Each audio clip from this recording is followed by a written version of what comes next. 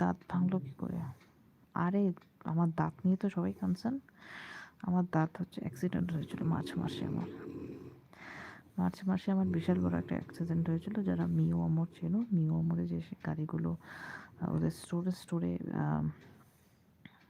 মানে খাবার দিতে আসে, সেই গাড়ি আমাকে বরানগর মেট্রো স্টেশনের নিচে ধাক্কা মারে এবং আমার হেলমেট খুলে গিয়ে আরেকটা লেনে গিয়ে পড়ে। ঠিক আছে? এবং সেখান থেকে আমাকে পেট্রোলিং ভ্যান নিয়ে যায়। শুধু দাঁত ভেঙেছে সেটা নয়, আমার পায়েও একটা বিশাল বড় অ্যাক্সিডেন্ট হয়। মানে পায়ের অনেকটা জায়গা আমার মানে এমনভাবে কেটেছিল, যদি আমার শু পরা না থাকতো তাহলে আমার পা ওই জায়গাটা পুরো নার্ভটা কেটে যেত। অনেক বড় অ্যাক্সিডেন্ট হয়েছিল তাই জন্য। সুমন সাহা।